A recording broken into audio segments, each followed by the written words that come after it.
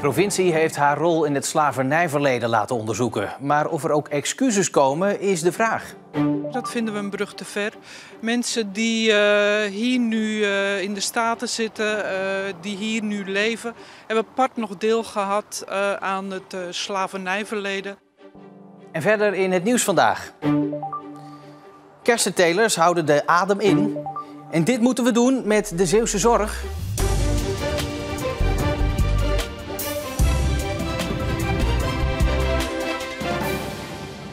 Goedenavond. Het aanbieden van excuses voor het slavernijverleden door de provincie. Het zou wel eens af kunnen hangen van hoe snel we een nieuw provinciebestuur hebben. Het lijkt er sterk op dat de provincie van plan is om die excuses te maken. Maar de vraag is of dat nog steeds zo is als BBB straks haar plek heeft ingenomen in de nieuwe coalitie. Zometeen meer daarover. Maar eerst naar dat onderzoek dat de provincie over het eigen verleden heeft laten uitvoeren. Slavernij. Zeeuwen zijn er rijk door geworden. Maar waren het Zeeuwse bestuur uit die tijd en de toenmalige statenleden ervoor verantwoordelijk? Dat is nu onderzocht. Volgens Angelique Duindam van de Stichting Slavernijmonumenten Zeeland is dat een goede zaak.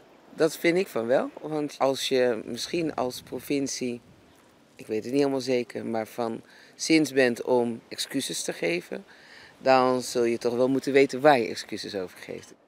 BBB, de grootste politieke partij in Zeeland, is ook blij met het onderzoek. Ja, dat is sowieso een goede zaak. We moeten weten wat er gebeurd is in het verleden. Het is ook niet voor niks dat onze koning de rol van de familie aan het onderzoeken is. We moeten weten wat er gebeurd is om er iets mee te kunnen doen.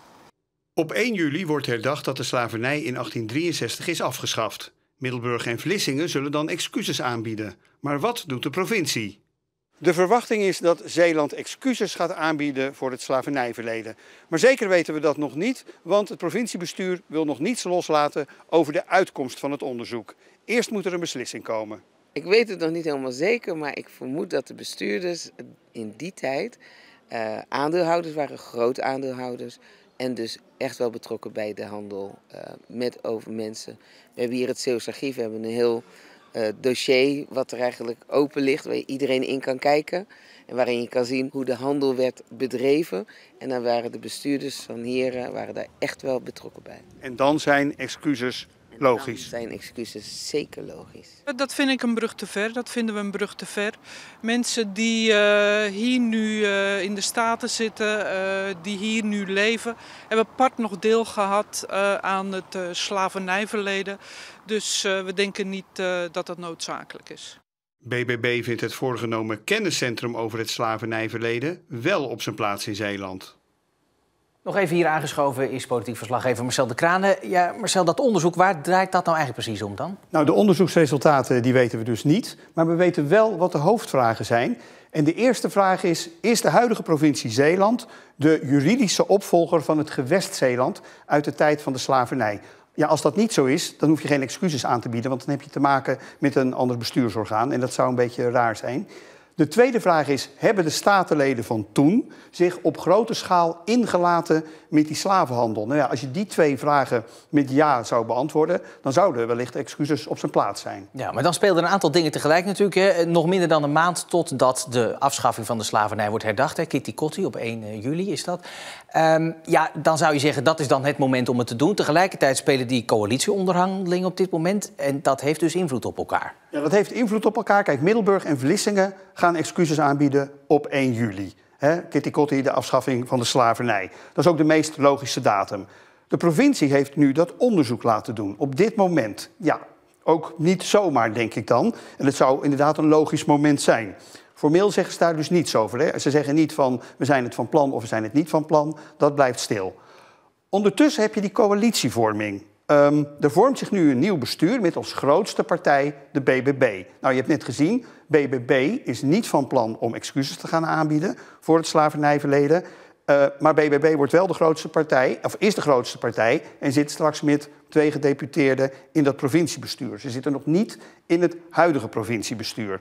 Dus de kans dat onder een nieuw provinciebestuur excuses worden gemaakt voor het slavernijverleden, ja, is wel heel klein. Ja, dus eigenlijk zou je dan zeggen, nu is die nieuwe coalitie er nog niet, dan is het een beetje nu of nooit om het dan dus toch nog te doen. Ja, als je het wil, is het misschien toch wel now or never.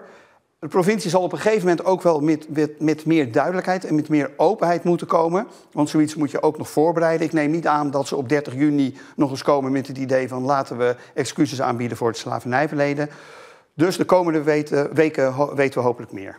Marcel, dankjewel. Het munitiedepot in Ritten blijft langer open. Defensie was van plan de opslagplaats te sluiten, maar de voorraad bommen, granaten en kogels wordt nu juist vergroot en dus blijft het depot in Ritten nodig. Het aanleggen van die grotere voorraad heeft alles te maken met de oorlog in Oekraïne. Inwoners van Ritten worden per brief op de hoogte gebracht van de toekomst van het depot.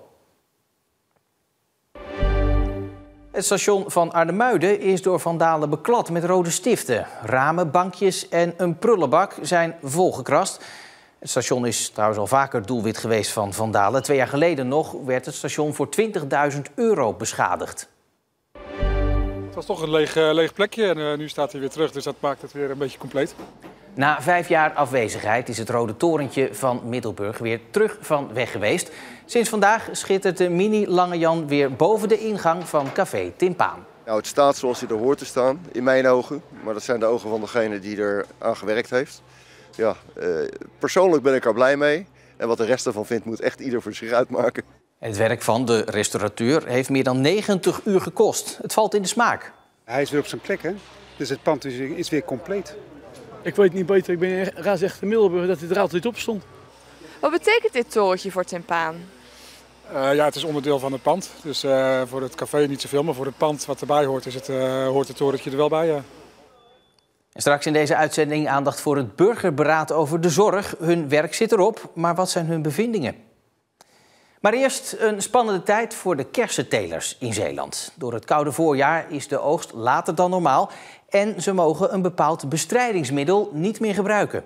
Als het middel niet komt, dan zouden we best wel eens een heel grote ramp tegemoet kunnen gaan. Ja. Het gaat om het middel Exirel dat nu niet gebruikt mag worden om de Suzuki fruitvlieg van de kersen af te houden.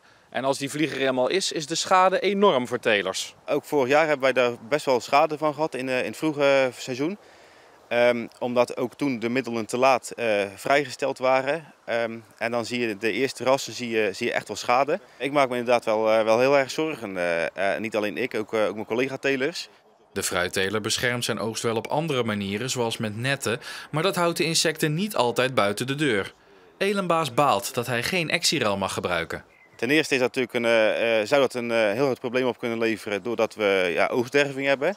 En daarnaast is het ook best oneerlijk, omdat ook in het buitenland de middelen wel toegelaten zijn. Dus we hebben 1 Europa, maar in Nederland denken ze toch weer anders over toelatingen van bepaalde middelen. Ja, en daar hebben wij nu de dupe van. Elenbaas roept het Rijk op om geen bestrijdingsmiddelen weg te doen zonder dat er een alternatief is. Hij hoopt dit seizoen zo snel mogelijk nog te mogen bestrijden, zodat de latere kersenoogst beter beschermd zal zijn. Wie heeft er nog een goed idee voor de zorg? Nou, dat was niet te veel gevraagd. Inwoners zijn gevraagd om mee te denken in het eerste burgerberaad van Zeeland. Ze kwamen dit weekend met hun plannen. 300 Zeeuwen hebben in de afgelopen maanden in het burgerberaad nagedacht over de problemen in de zorg. Ik ben Frank Maas, ik ben 56, kom uit Arnhemuiden, ik ben chauffeur. Ik ben Laura Altena, ik kom uit Vlissingen en ik ben administratief medewerker. Ik ben Gonnie Almakinders en ik woon in Capelle in Zeeland. Ik ben Edwin Toornbroers, ik kom uit Middelburg en ik werk bij een ingenieursbureau. De Zeeuwse Zorgcoalitie wil weten wat de gewone Zeeuwen nu echt belangrijk vinden voor de zorg. Er is steeds minder zorgpersoneel, dus nieuwe ideeën zijn welkom. Wij denken dat heel veel zorg ook op een laagdrempelige manier kan. Bijvoorbeeld via een soort kindertelefoon. En dat wordt dan gerund door ervaringsdeskundigen. En daarbij hoeven we dus niet alle kinderen gelijk naar een psycholoog of zo. Maar ze kunnen het ook gewoon onderling oplossen. Waardoor ook de druk op de GGZ minder wordt. Welk voorstel van u ligt er nu op tafel? Beschikbaarheid in het algemeen. Dus dat er meer beschikbaarheid is voor de mensen in Zeeland. Buurteams, praktijkondersteuners bij de huisartsen. Dat de mensen dus zonder school binnen kunnen komen om vragen te stellen. Eens of oneens. Uw stem telt en die kunt u uitbrengen. Op de slotbijeenkomst zijn 85 voorstellen aangenomen. Van een campagne over eenzaamheid tot een gezondheidscheck voor 60-plussers. Van meer hulp voor mantelzorgers tot een studiebonus voor studenten in de zorg. Dit is wat u gestemd heeft.